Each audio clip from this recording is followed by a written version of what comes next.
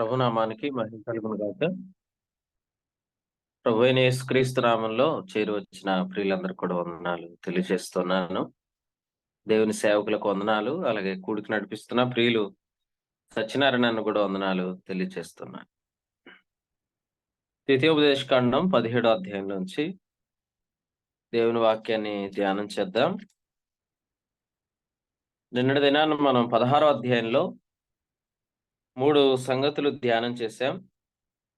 పులియని రొట్టెల పండుగ, రెండవది వారముల పండుగ, మూడవది పర్ణశాలల పండుగ అనే 3 పండుగల్లో ఉన్న 3 సత్యాలు, విషయాలు మనం ప్రభు దగ్గర నేర్చుకున్నాం. 17వ అధ్యాయంలో కూడా రాయబడిన సంగతులు ధ్యానం చేద్దాం. మొదటి వచనం చదువుతున్నాను. నీవు కళంకమైనను మరి ఏ అవలక్షణమైనను గల ఎద్దునే గాని గొర్రె మేకలనే గాని నీ దేవుడైన యెహోవాకు బలిగా అర్పింపకూడదు. అది నీ దేవుడైన యెహోవాకు హేయము.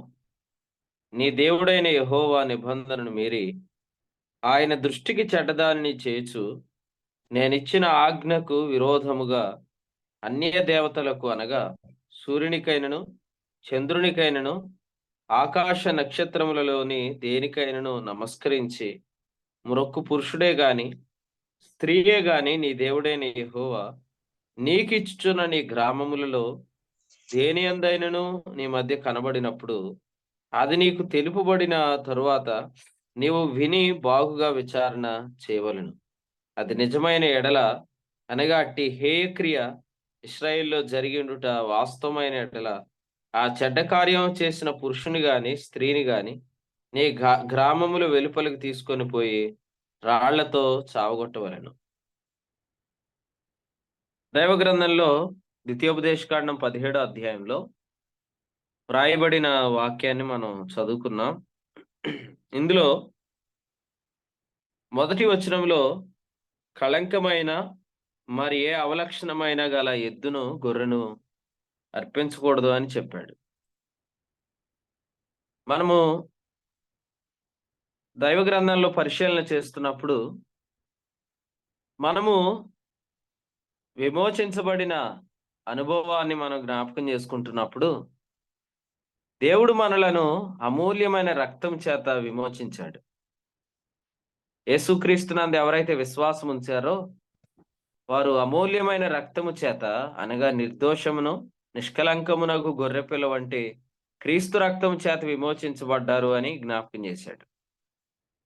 మనం ఎంత అమూల్యమైన రక్తం చేత విమోచించబడ్డాము అంటే అక్కడ పేతురు రాసిన మొదటి పత్రిక 1వ అధ్యాయము 18-19 వచనాలు పరిశీలన చేస్తున్నప్పుడు అక్కడ ఇలా వ్రాయబడింది. పేతురు రాసిన మొదటి పత్రిక 1వ అధ్యాయం 18-19 వచనాల్లో ఏం వ్రాయబడిందంటే, పితృపారంపర్యమైన మీ వ్యర్థ ప్రవర్తనను విడిచిపెట్టినట్లుగా అన్నాడు.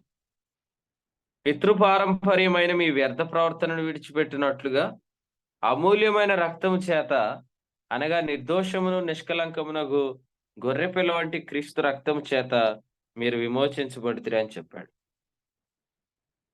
ఒక ప్రశ్న, మన విమోచనకు పితృపారంపర్యమైన వ్యర్థ ప్రవర్తనను విడిచిపెట్టడానికి లింక్ ఏంటి? మన విమోచనకు పితృపారంపర్యమైన వ్యర్థ ప్రవర్తన విడిచిపెట్టడానికి లింక్ ఏంటంటారు చెప్పండి? ఆ విషయమే రాస్తున్నాడు ద్వితీయోపదేశకాండం 17వ అధ్యాయంలో.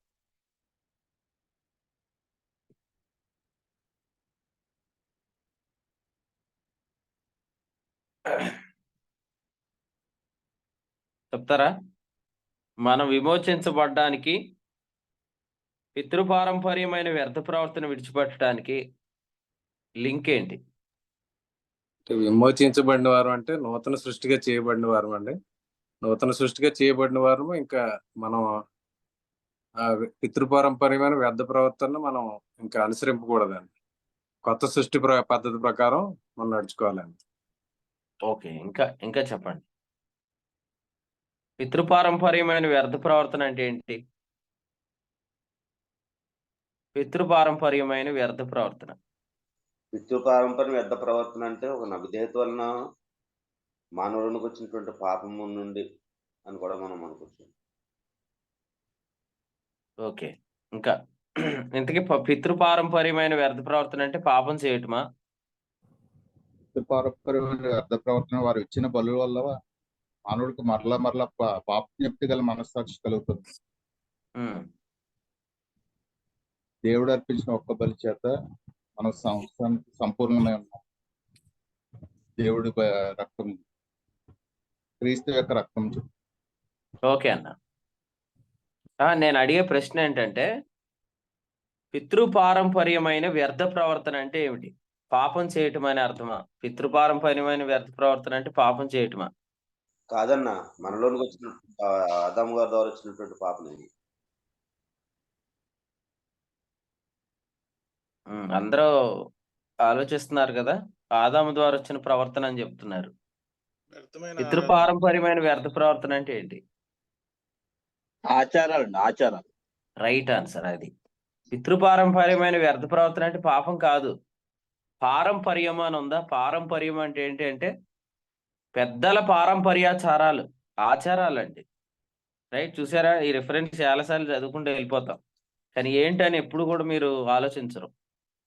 మత్తయి సువార్తలో 16వ అధ్యాయంలో 15వ అధ్యాయంలో ఒక పదం ఉంది, చదవండి ఒకసారి. మత్తయి సువార్త 15వ అధ్యాయం 6 చూడండి.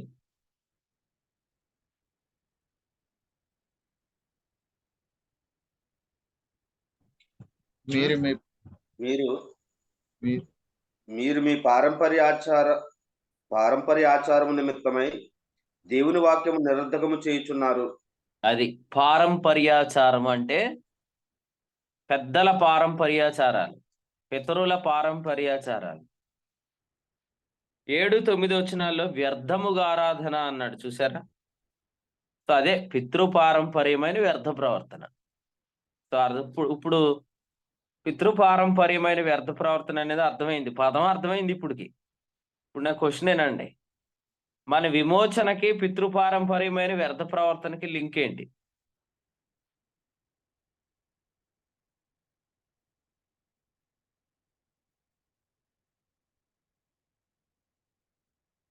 ఓకే, ఇందాక మీరు పాపం అనుకొని చెప్పేశారు ఆన్సర్. అది పాపం కాదు, ఆచారాలు. పితృపారంపర్యమైన వ్యర్థ ప్రవర్తన అంటే ఆచారాలు. మన విమోచనకి ఆచారాలకి లింక్ ఏంటి?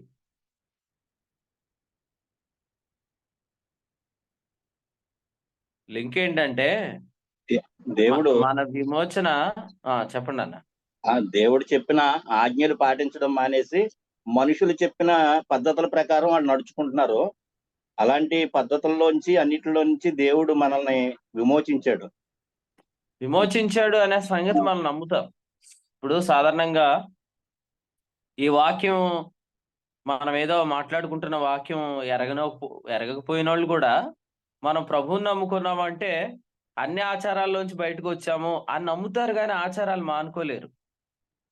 కారణం ఏంటంటే పాప విముక్తి అనే సత్యము నిజంగా మనలో పూర్తిగా జరిగింది అనేది నమ్మితే ఆటోమేటిక్గా మన మనస్సాక్షికి పాపజ్ఞప్తి అనేది ఉండదు.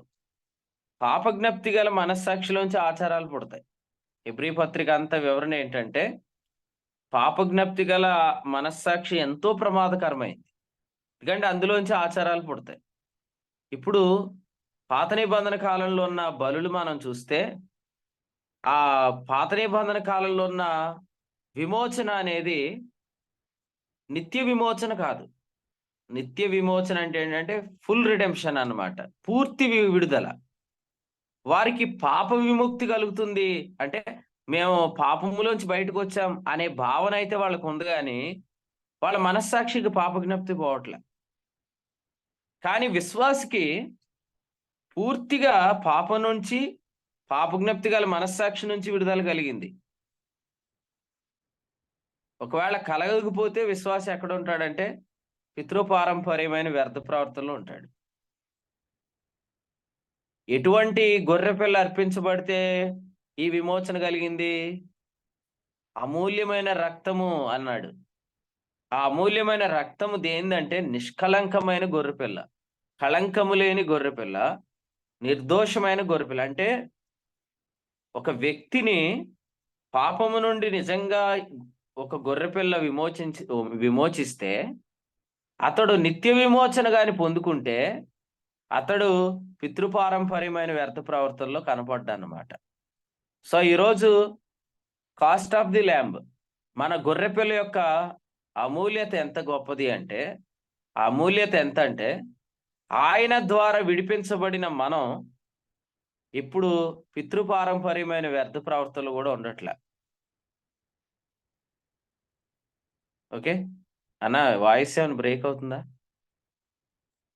లేదండి, బాగానే ఉందండి. లేదు కదా, ఓకే. మీరు ఎవరో కదలకండి, ఎందుకంటే మీరు కదులుతున్న వాళ్ళు స్ట్రక్ అవుతున్నారు అన్నమాట. అందుకని నాకు డౌట్ వస్తుంది. రైటేనండి. ఇప్పుడు మనము అమూల్యమైన రక్తం చేత విమోచించబడ్డాం. ఆ గొర్రెపిల్ల చాలా విలువైన గొర్రెపిల్ల. ఎంత విలువైందంటే అది మనలను విమోచించింది. అంటే అర్థం ఏంటంటే మనం మరలా పితృపారంపర్యమైన వ్యర్థ ప్రవర్తనలోకి వెళ్ళట్లే. నేను మళ్ళీ అడుగుతున్నాను, పితృపారంపర్యమైన వ్యర్థ ప్రవర్తనలోకి వెళ్ళకపోవటానికి మూలం ఏంటి? పాపజ్ఞప్తి లేని మనస్సాక్షి కలగటం. పాపజ్ఞప్తి లేని మనస్సాక్షి కలగటం. పాపజ్ఞప్తి లేని మనస్సాక్షి ఎప్పుడు కలిగిద్ది? పాపము నుండి నిత్యమైన విమోచన కలిగినప్పుడే. మనం చదివిన అధ్యాయంలో ఈ త్రోవను మరలా మీరు వెళ్ళకూడదని దేవుడు ఐగుప్తులోంచి ఇశ్రాయేలును విడిపించాడు. మీలో కొంతమంది వాక్యం చదివేటానికి అటెండ్ అవ్వట్లేదు. సో మీరు ఏంటంటే జస్ట్ ప్రసంగం వింటున్నారు అంతే, వాక్యం చదవట్లేదు మీరెవరు. సో అందుకని వాక్యం చదివే టయానికి అటెండ్ అవ్వండి. మీరు జస్ట్ ప్రసంగం వింటే మీకేం అర్థం అవుతుంది. వాక్యం కూడా చదివితే మీరు ఇంకా బాగా అర్థం చేసుకోగలుగుతారు. వాక్యం చదివే టైంలో అటెండ్ అవ్వని వాళ్ళ గురించి చెప్తున్నా. ద్వితీయోపదేశకాండం 17వ అధ్యాయంలో వచనం 16 చదవండి. ఇక మీదట మీరు ఈ త్రోవను వెళ్ళకూడదు అని ప్రభువారిని విడిపించాడు. సో మనం ఎట్లా పాపము నుండి విమోచించబడ్డామంటే రోమాపత్రిక 6వ అధ్యాయం 6వ వచనంలో మనమికను పాపమునకు దాసులము కాకుండుటకు అన్నాడు. అంటే విశ్వాసికి ఎన్నటికీ పాపానికి దాసుడు కాదు. ఇక ఎన్నటికి నీ పాపానికి దాసుడు కాదు అని అంటే ఇంకా విశ్వాసికి పాపం విషయమైన జ్ఞప్తి ఎట్లా వస్తుంది? అంటే నేను పాపిని అనే మనస్సాక్షి ఎట్లా వచ్చింది? రాదు. అది రాకపోతే పితృపారంపర్యమైన వ్యర్థ ప్రవర్తన రాదు. పితృపారంపర్యమైన వ్యర్థ ప్రవర్తన వల్ల వచ్చే అతిపెద్ద నష్టం ఏంటి అనేది మనం గమనించాలి. ఇంతకీ పితృపారంపర్యమైన వ్యర్థ ప్రవర్తన అంటే ఏంటంటే ఆచారాలు అని చెప్పుకున్నాం కదా. ఆచారాలు అంటే విగ్రహారాధన. అంటే మనం జీవం గల దేవుని సేవించమన్నమాట. మనం దేవుని నమ్ముకోమన్నమాట. మనము విగ్రహ సంబంధమైన అపవిత్రతలో ఉంటామన్నమాట. దానివల్ల వచ్చే నష్టం ఏంటి? పేతురు రాసిన మొదటి పత్రిక 1వ అధ్యాయము 14-16 వచనాలు చదువుదాం. పేతురు రాసిన మొదటి పత్రిక 1వ అధ్యాయము 14-16 వచనాలు. పితృపారంపర్యమైన వ్యర్థ ప్రవర్తన వల్ల వచ్చే నష్టం ఏంటి? నేను పరిశుద్ధుడనై ఉన్నాను గనుక మీరును పరిశుద్ధులైనడని రాయబడి ఉన్నది. కాగా మీరు విధేయులకు పిల్లలై మీ పూర్వపు అజ్ఞాన దశలో మీకుండిన ఆశలను అనుసరించి ప్రవర్తింపక మిమ్మల్ని పిలిచిన వాడు పరిశుద్ధులై ఉన్న ప్రకారము మీరును సమస్త ప్రవర్తన యందు పరిశుద్ధులైయుడి. రైట్, జాగ్రత్తగా వినండి. ఇందాక చదువుకున్న ప్రవర్తన ఏంటి? ఇందాక చెప్పుకున్న ప్రవర్తన ఏంటి? వ్యర్థ ప్రవర్తన. వ్యర్థ ప్రవర్తన. ఇక్కడ చెప్పిన ప్రవర్తన ఏంటి? పరిశుద్ధ ప్రవర్తన. ఇందాక చెప్పింది పాపానికి సంబంధించిందా? భాస్కర్ అన్న, ఇందాక చెప్పింది వ్యర్థ ప్రవర్తన, అది పాపానికి సంబంధించిందా? కాదన్నయ్య. కాదు, ఆరాధనకు సంబంధించింది. ఇప్పుడు చెప్పుకున్నది పాపానికి సంబంధించింది. సో ఎప్పుడైతే మనము దేవుణ్ణి మనం సేవించట్లేదో అప్పుడు మనం దైవశక్తి ద్వారా కాపాడబడలేం. ఇప్పుడు మనం దేవుణ్ణి ఆరాధిస్తున్నాం అనుకోండి, అప్పుడు మనం దేవుని ఎడల భక్తి కలిగి ఉన్నాం కాబట్టి భక్తిలో ఉన్న దైవశక్తిని అనుభవించి మనం భద్రపరచబడతాం. ఎప్పుడైతే మనం దేవుని సేవించట్లేదో అప్పుడు మనం దైవశక్తి చేత కాపాడబడలేం. అప్పుడు మన సమస్త ప్రవర్తన అనే మాట ఉంది, చదివారా ఆ పదం? సమస్త ప్రవర్తన. సమస్త ప్రవర్తన ఎందులో ఉంది? సమస్త ప్రవర్తన ఎందులో ఉంది? భక్తిలో ఉంది, పరిశుద్ధతలో. సమస్త ప్రవర్తన, ప్రతి విషయంలో పరిశుద్ధంగా ప్రవర్తించాలి అనేది ఎందులో ఉందంటే భక్తిలో ఉంది. భక్తి అనేది సరిగా లేకపోతే మనం ఎవరు భద్రపరచబడలే. సో అందుకనే వ్యర్థ ప్రవర్తన ఉంటే సమస్త ప్రవర్తన బాగోదు. మళ్ళీ అడుగుతున్నాను, చెప్పిన వాళ్ళు చెప్పకుండా ఇంకొకరు ట్రై చేయండి. వ్యర్థ ప్రవర్తన అంటే ఏమిటి? వ్యర్థ ప్రవర్తన అంటే ఏమిటి? ఇప్పుడు దాకా చెప్పని వారు చెప్పండి. వ్యర్థ ప్రవర్తన అంటే ఏమిటి? వ్యర్థమైన ఆరాధన. ఎస్, వ్యర్థమైన ఆరాధన. వ్యర్థమైన ఆరాధనకు మూలం ఏంటి?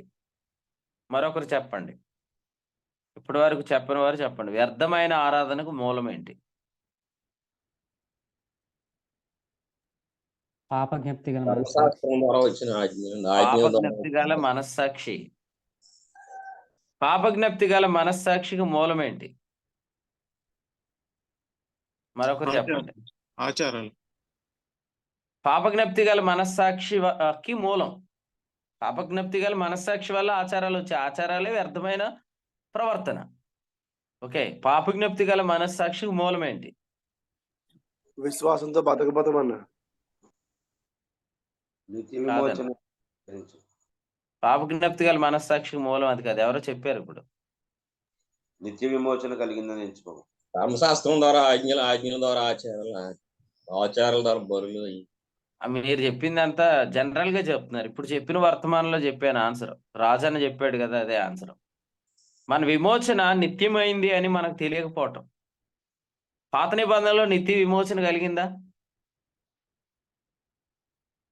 పాత నిబంధనలో ఐగుప్తు నుండి కాదు నేను అడిగేది.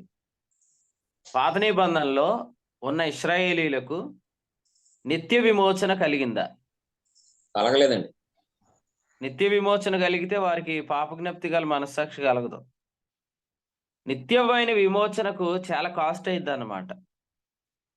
ఎందుకంటే నిత్యమైన విమోచన జరిగించే రక్తము అది అమూల్యమైన రక్తం. అమూల్యమైన రక్తం దేనికి సంబంధించిందంటే నిష్కళంకమైన గొర్రె పిల్లకు సంబంధించింది. అంటే కళంకము లేని గొర్రె పిల్ల కనపడాల. ఆ గొర్రె పిల్లకు నిర్దోషమైన రక్తం ఉంటుంది. మరి కళంకము లేని గొర్రె పిల్ల ధర్మశాస్త్రంలో ఉన్నవారికి కనపడదు. ధర్మశాస్త్రంలో ఉన్నవారికి గ్రంథములో ఉన్న క్రీస్తు కనపడ్డండి.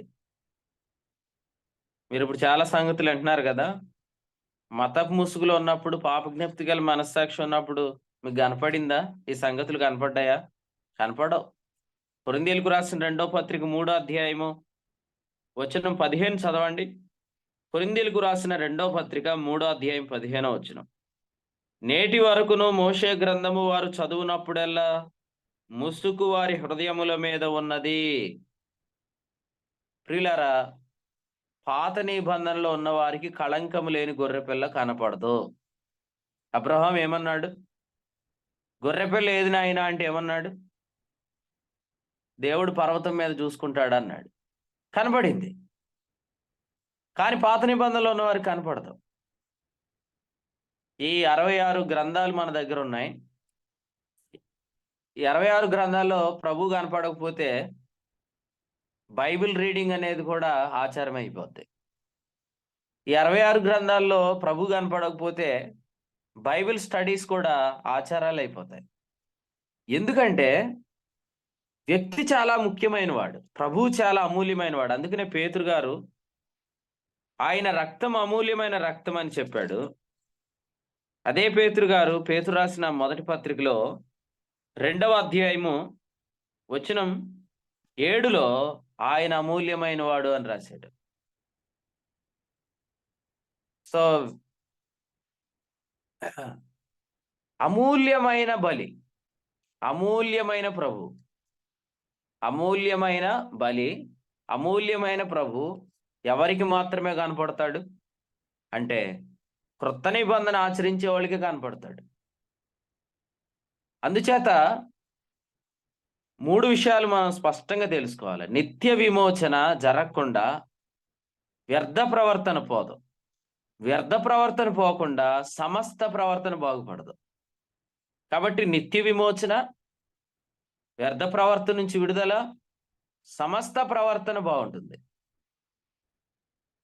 సో మీ పూర్వపు అజ్ఞాన దశలో మీకుండిన ఆశలను అనుసరించి మీరు ప్రవర్తించారు. ఎందుకు ప్రవర్తించారు? మీరు దైవశక్తి చేత భద్రపరచబడలేదు. దైవశక్తి చేత ఎందుకు భద్రపరచబడలేదు? మీరు దేవుణ్ణి యథార్థంగా ఆరాధించలేదు. దేవుని యథార్థంగా ఎందుకు ఆచరించలేదు? మీకు నిత్య విమోచన కలగలేదు. నిత్య విమోచన ఎందుకు కలగలేదు?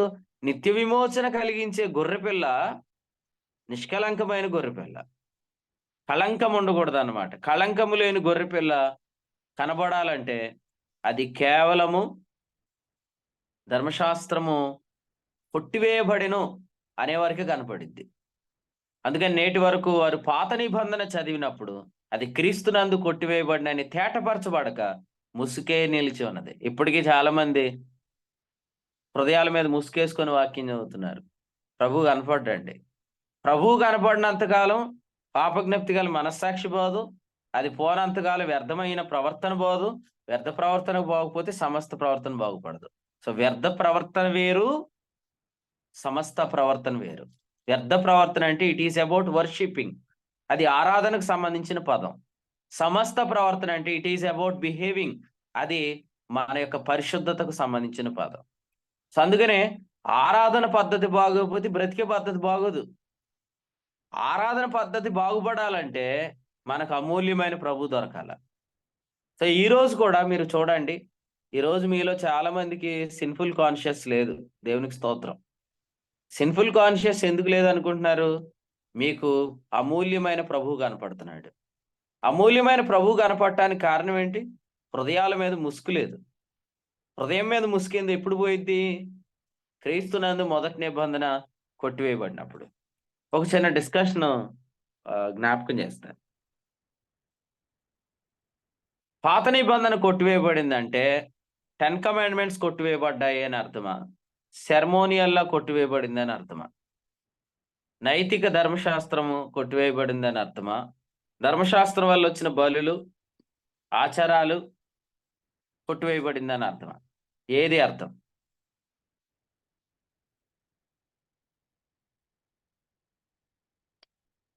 ఆన్సర్ చెప్పండి.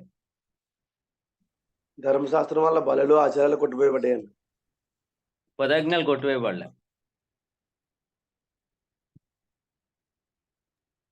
ఎఫెసీ 2:13 ప్రకారం ఆజ్ఞలు కలిగిన నిబంధన కొట్టివేయబడింది. ఎఫెసీ పత్రిక 2వ అధ్యాయం 14 ప్రకారం ఆన్సర్ వచనం చెప్పారు. ఓకే, మళ్ళీ నేను ప్రశ్న అడుగుతున్నాను. ఓకే, ప్రసాదానికి వందనాలు. మళ్ళీ క్వశ్చన్ అడుగుతున్నాను, అందరు వినండి. ఎందుకంటే వాక్యము సరిగ్గా అర్థం కాకపోతే ఏవో కొన్ని కొత్త పదాలని కలవరపడిపోతారు కొంతమంది. మీకు క్వశ్చన్ చెప్తాను. మనం చదివిన కొరింథీ పత్రికలో పాత నిబంధన కొట్టివేయబడిందని తేటపరచబడకపోతే ముసుగు హృదయం మీద ఉంటుందా అన్నాడు. హృదయం మీద ముసుకుంటే అమూల్యమైన ప్రభు కనపడతాడా? అమూల్యమైన ప్రభు కనపడకపోతే మనస్సాక్షి బాగుంటుందా? మనస్సాక్షి బాగోకపోతే వ్యర్థమైన ప్రవర్తన పోతుందా? వ్యర్థమైన ప్రవర్తన పోకపోతే సమస్త ప్రవర్తన బాగుపడుతుందా? కాబట్టి ఖచ్చితంగా పాత నిబంధన అంటే ఏంటో తెలియాల. నేను అడుగుతున్నాను, పాత నిబంధన అంటే 10 కమాండ్మెంట్సా, సెరమోనియల్లానా? అంటే నైతిక ధర్మశాస్త్రం అనే పదాజ్ఞలు కొట్టివేయబడ్డాయని అర్థమా, లేదు బలులు, ఆచారాలు కొట్టివేయబడ్డాయని అర్థమా? మీరేమనుకుంటున్నారో చెప్పండి. వాక్యం ఏముందో నేను చెప్తాను. ఆజ్ఞలు కొట్టివేయబడి ఉమన్న ఆజ్ఞలు కొట్టివేయబడ్డాయని అంటున్నారు. ఆజ్ఞలు గల ధర్మశాస్త్రం కొట్టివేయబడింది. ఆజ్ఞలు గల ధర్మశాస్త్రం కొట్టివేయబడింది అంటున్నారు. రెండు కొట్టివేయబడ్డాయి అంటున్నారు. రెండు కొట్టివేయబడి అన్న. రెండు కొట్టివేయబడ్డాయి అంటున్నారు. సరే, క్వశ్చన్ వినండి జాగ్రత్తగా. ధర్మశాస్త్రం కొట్టివేయబడింది అని మనం ఎందుకు అంటాం? అసలే ఎందుకు అంటామంటే, నేను చెప్పేది అందరూ వినండి ఫస్ట్, ఎవరు ఏం రాయకండి, ఏం చూడొద్దు, అందరూ వినండి. హెబ్రీలకు రాసిన పత్రికలో, ఆ రెఫరెన్స్ తర్వాత రాద్దరు, వినండి ఫస్ట్. 10వ అధ్యాయంలో 9వ వచనంలో ఏమని ఉంటదంటే, రెండవ దానిని స్థిరపరచుటకు మొదటి దానిని కొట్టివేయుచున్నాడు అంటాడు. ఇంతగా రెండవది అంటే ఏంటి? మనం రెండవది అని అనగానే క్రొత్త నిబంధన, మొదటిది అనగానే పాత నిబంధన అని అనుకోకుండా వినండి. రెండవది ఏంటంటే విశ్వాసం వల్ల జీవించటం. మొదటిది ఏంటంటే ధర్మశాస్త్రం వల్ల జీవించటం. అంటే విశ్వాసం వల్ల జీవించటం అనేది స్థిరపరచబడాలంటే ధర్మశాస్త్రం చేత జీవించటం అనేది కొట్టివేయబడాలి. ఇప్పుడు క్వశ్చన్ ఏంటంటే, ధర్మశాస్త్రం వల్ల ఎవరు జీవిస్తారు? ధర్మశాస్త్రం వల్ల ఎవరు జీవిస్తారు? నెంబర్ 2, విశ్వాసం వల్ల ఎవరు జీవిస్తారు? నేను చెప్తున్నా వినండి. ధర్మశాస్త్రం వల్ల నీతిమంతులు అవ్వాలనుకునే వాళ్ళు ధర్మశాస్త్రం వల్ల జీవిస్తారు. విశ్వాసం వల్ల నీతిమంతులు అయిన వారు విశ్వాసం వల్ల జీవిస్తారు. డిఫరెన్స్ ఉంది. ధర్మశాస్త్రం వల్ల జీవించేవారు టు బికమ్ రైచియస్, దానివల్ల నీతిమంతులు అవటానికి జీవిస్తారు. విశ్వాసం వల్ల జీవించేవారు వాళ్ళు విశ్వాసం వల్ల నీతిమంతులు అయ్యాక విశ్వాసం వల్ల జీవిస్తారు. ఇప్పుడు రెండవది స్థిరపరచబడాలంటే మొదటిది కొట్టివేయబడాల.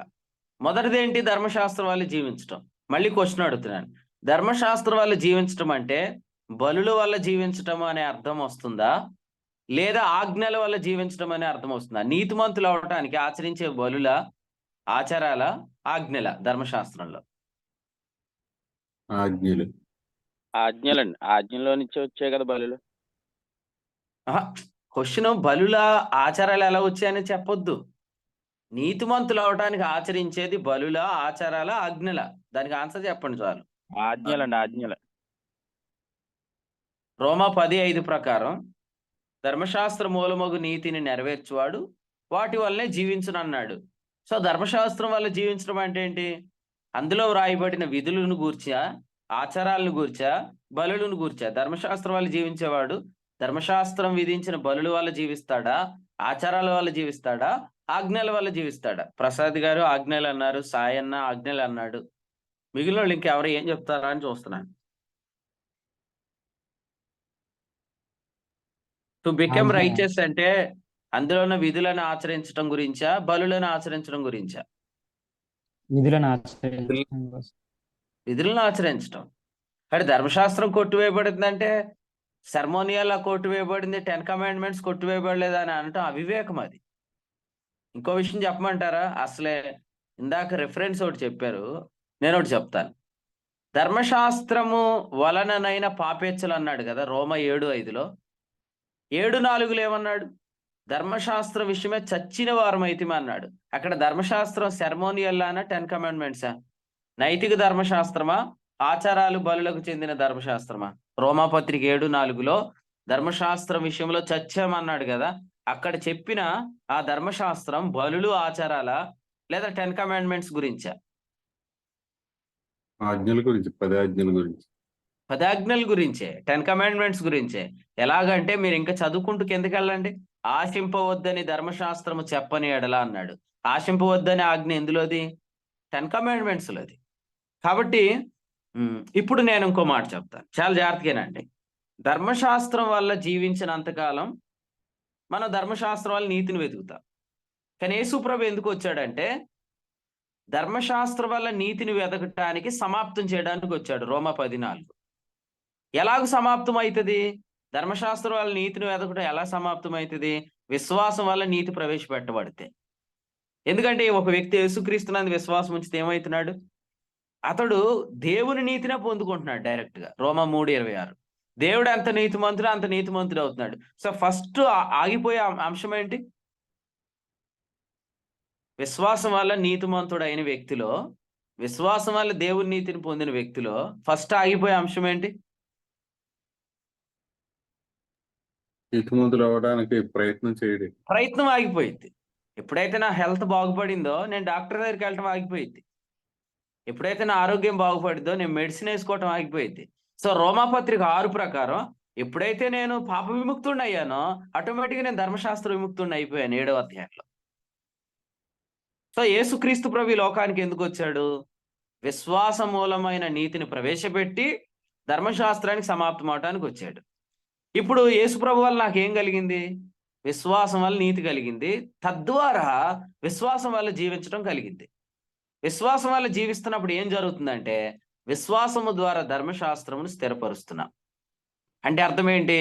ధర్మశాస్త్రం వల్ల జీవించడాన్ని స్థిరపరుస్తున్నామా? ధర్మశాస్త్రములో వ్రాయబడిన ఆజ్ఞలను తెలియకుండా పాటిస్తున్నామా? మళ్ళీ అడుగుతున్నాను. విశ్వాసము వలన ధర్మశాస్త్రం స్థిరపరచబడుతుంది. విశ్వాసం అంటే ఏంటి? విశ్వాసం వల్ల జీవించటం. విశ్వాసం వల్ల జీవించడానికి మూలం ఏంటి? విశ్వాసం మూలంగా నీతిమంతులు అవటం. So first the justification by faith, second the living by faith, తద్వారా మూడవది ఏంటంటే ధర్మశాస్త్రం స్థిరపరచబడటం. అందుకే ధర్మశాస్త్రం స్థిరపరచబడటం అంటే ధర్మశాస్త్రం వల్ల జీవించడం స్థిరపరచబడటమా, ధర్మశాస్త్రంలో ఉన్న ఆజ్ఞల సారాన్ని మనం నెరవేర్చటమా? ఏంటి సారాన్ని నెరవేర్చడం. ఆజ్ఞల సారం ఏంటండి? నిన్ను వలె నీ పొరుగువాడిని ప్రేమించటం. నా వలె నా పొరుగువాడిని ఎప్పుడు ప్రేమించగలను? నాలో ప్రేమ ఉంటే. నాలో ప్రేమ ఎట్లా వచ్చింది? ఆత్మఫలం ద్వారా వచ్చింది. గలతీ 5:22. ఆత్మఫలం ఎలాగొచ్చిద్ది? ఆత్మానుసారంగా నడుచుకుంటూ వచ్చింది. గలతీ 5:16. ఆత్మానుసారంగా నడవటం అంటే ఏంటి? విశ్వాసం వల్ల జీవించటం. అందుకనే 10 ఆజ్ఞలు కొట్టివేయబడలేదు అని చెప్పేవాళ్ళు ఎందుకు చెప్తారు తెలుసా? 10 ఆజ్ఞలు పాటించొద్దా అని అడుగుతారు అనమాట. 10 ఆజ్ఞలు పాటించొద్దా అని అడిగే వాళ్ళకి అసలు ఈ కాన్సెప్ట్ అర్థం కాలేదు. మళ్ళీ చెప్తున్నా, ఇంకెవరైనా మరొకసారి వినాలనుకుంటూ వినండి. యేసు ప్రభు లోకానికి ఎందుకు వచ్చాడంటే రోమాపత్రిక 10:4 ప్రకారం ధర్మశాస్త్రమును సమాప్తం చేయడానికి వచ్చాడు. ఇక ధర్మశాస్త్రం సమాప్తం చేయడం అంటే ఏంటంటే 10 ఆజ్ఞలు పాటించక్కర్లొద్దు. 10 ఆజ్ఞల్లో వ్యభిచారం చేయొద్దు అన్నది కదా, వ్యభిచారం చేయండి. నరహత్య చేయొద్దు అన్నది కదా, నరహత్య చేయండి. దొంగిలి వద్దు అన్నది కదా, దొంగతనం చేయండి అని ఎవడు చెప్తాడండి? యేసుప్రభు లోకానికి ఎందుకు వచ్చాడంటే ధర్మశాస్త్రానికి సమాప్తం అంటే ధర్మశాస్త్రం వల్ల నీతిని వెతుకుటానికి ఆయన సమాప్తం చేసేసాడు. ధర్మశాస్త్రం వల్ల నీతిని వెతికితే ఏం జరిగింది? మళ్ళీ మిమ్మల్ని అడుగుతున్నాను, ధర్మశాస్త్రం వల్ల నీతిని వెతికితే ఏం జరిగింది?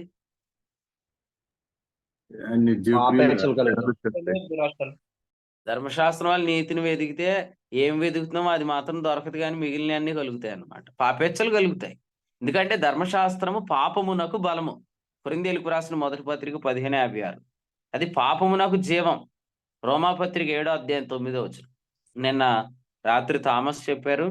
తర్వాత నిన్న సిస్టర్స్ మీటింగ్ లో దేవి సిస్టర్ గారు కూడా వాక్యంలో ఈ విషయాలు చెప్తున్నారు. నేను వింటున్నప్పుడు ప్రభువుని స్తుతిస్తున్నాను అనమాట. ఎందుకంటే గ్రహింపు చాలా ప్రాముఖ్యమైంది. ధర్మశాస్త్రం అనేది పాపానికి జీవం ఇచ్చింది. ఆ పాపం శరీరంలో నివసిస్తుంది. కాబట్టి ధర్మశాస్త్రం వల్ల నీతిని వెతకూడదు అసలే. సో దాన్ని సమాప్తం చేయాలంటే ఇమ్మీడియట్ గా ఆపాలంటే ఏం చేయాలా? ముందు ఒక వ్యక్తి నీతిమంతుడిగా చేసేయాల. కానీ ఒక వ్యక్తి ఎప్పుడు నీతిమంతుడు అవుతాడు? విశ్వాసం వల్లే అవుతాడు. అందుకని యేసుప్రభు లోకానికి ఎందుకు వచ్చాడంటే విశ్వాసం వల్ల నీతిని ప్రవేశపెట్టడానికి వచ్చాడు. విశ్వాసం వల్ల ఒక వ్యక్తి నీతిమంతుడు అయితే ఆటోమేటిక్ గా ధర్మశాస్త్రం వల్ల జీవించడం ఆగిపోయింది. ధర్మశాస్త్రం వల్ల జీవించడం ఆగిపోతే పాపేచ్చులు ఆగిపోతే, దురాశలు ఆగిపోతే, పాపం విషయంలో శోధనలు కూడా ఆగిపోతాయి. మీలో కొంతమందికి ఆల్రెడీ అనుభవాలు కలిగినాయి, కొంతమంది క్రమక్రమంగా కలుగుతున్నాయి.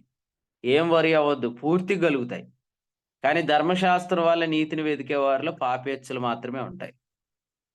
అసలు ఏమంటాడు తెలుసా? రోమాపత్రిక 7:10 జీవార్థమైన ఆజ్ఞ నాకు మరణార్థమైన అంటాడు.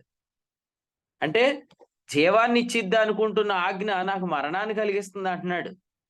మరణాన్ని కలిగించడం అంటే అర్థం ఏంటంటే అది నా శరీరంలో ఉన్న పాపానికి ఎప్పుడైతే జీవం ఇస్తుందో నేను చచ్చిపోతున్నానో నాకు మరణార్థమైన ఫలం కలుగుతుంది అంటాడు. మరణార్థమైన ఫలమే పాపేచ్ఛలు, దురాశలు, యాకోబు 1:14 ఉన్న శోధనలు అన్నమాట. అంటే కొంతమందికి పాపం చేయటం కలగదు, కానీ ఆ శోధన కలిగిద్ది అన్నమాట.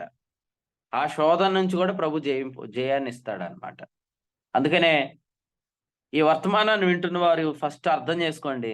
పాత నిబంధన కొట్టివేయబడిందంటే సెర్మోనియల్లా కొట్టివేయబడింది అనేది ఫస్ట్ గ్రహింపు కాదు. 10 కమాండ్మెంట్స్ కొట్టివేయబడ్డాయి. అసలు ఇంకో విషయం ఏంటి తెలుసా? ఈరోజు ఇలా వాదించే వాళ్ళు, సరిగ్గా వాక్యం గ్రహించిన వాళ్ళు అందరూ తెలుసుకోవాల్సింది ఏంటంటే, నైతిక ధర్మశాస్త్రం మందసంలో పెట్టమన్నాడా, బలులు ఆచారాలకు సంబంధించిన వివరాలు మందసంలో పెట్టమన్నాడా చెప్పండి. మందసంలో పెట్టినవి 10 కమాండ్మెంట్సా, సెరమోనియల్లానా? 10 కమెంట్స్ 10 కమాండ్మెంట్సా, సెరమోనియల్లానా? మిగిలిన వాళ్ళు చెప్పండి. అర్థమైందా? 10 ఆజ్ఞలు పెట్టమన్నాడా? పదాజ్ఞల రైట్. నేను మళ్ళీ అడుగుతాను, మందసంలో పెట్టడం అంటే భద్రం చేయటమా? వాళ్ళు ఆచరించేటట్టు రాతి పలకలు ఎక్కడ మిస్ అవ్వకుండా ఆయన పెట్లు పెట్టమన్నాడా?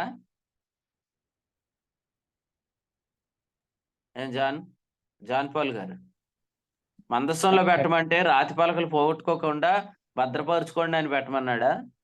కాదండి. కాదు.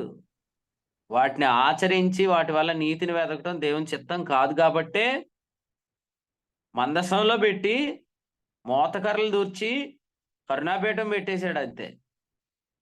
సంఖ్యాకాండం 7:9 ప్రకారం వారికి ఎద్దుల బండ్లను కూడా ఎందుకు ఇవ్వలేదంటే, ఎన్నడూ కరుణాపీఠం తొలగించకూడదు. అంటే ఆయన ఎప్పటి నుంచో వారి మధ్యలో ఒక సత్యాన్ని ఉంచాడు. ఆ సత్యం ఏంటంటే, మనుషుడు విశ్వాసం వల్ల జీవించడం దేవునికి ఇష్టం కానీ ధర్మశాస్త్రం వల్ల జీవించడం దేవునికి ఇష్టం కాదు. అందుకనే హెబ్రీ 10:38 ఏమంటాడంటే, నా ఎదుటి నీతిమంతుడైన వాడు విశ్వాసం మూలంగా జీవించినప్పుడు అతని యందు నా ఆత్మకు సంతోషం, వెనుక తీస్తే నా ఆత్మకు సంతోషం లేదంటాడు. కాబట్టి లివింగ్ బై ది లా అనేది అసలు దేవునికి ఇష్టం కాదు. అందుకనే దేవాని చిత్తము నెరవేర్చుటకు ఇదిగో నేను వచ్చానన్నాడు. ఏ అధ్యాయం అది? దేవాని చిత్తము నెరవేర్చుటకు ఇదిగో నేను వచ్చాను. ఏ అధ్యాయం? హెబ్రీ పత్రిక 10వ అధ్యాయం. 10వ అధ్యాయం. 10వ అధ్యాయంలో దేవుని చిత్తం ఏంటి? మొదటి దానిని కొట్టివేయుట, రెండవ దానిని స్థిరపరచుట. కాబట్టి పాత నిబంధన కొట్టివేయబడిందని తేటపరచబడనంతకాలం హృదయం మీద ముసుగులు పోవు. హృదయం మీద ముసుగు పోకపోతే గ్రంథము చదివినప్పుడు ప్రభు కనపడ్డాడు. ఆ ప్రభు అమూల్యమైన వాడు. ఆ అమూల్యమైన ప్రభు మనకు కనబడకపోతే మనస్సాక్షికి పాపజ్ఞప్తి పోదు. మనస్సాక్షికి పాపజ్ఞప్తి పోకపోతే వ్యర్థ ప్రవర్తన పోదు. వ్యర్థ ప్రవర్తన పోకపోతే సమస్త ప్రవర్తన పోకూడదు అన్నమాట.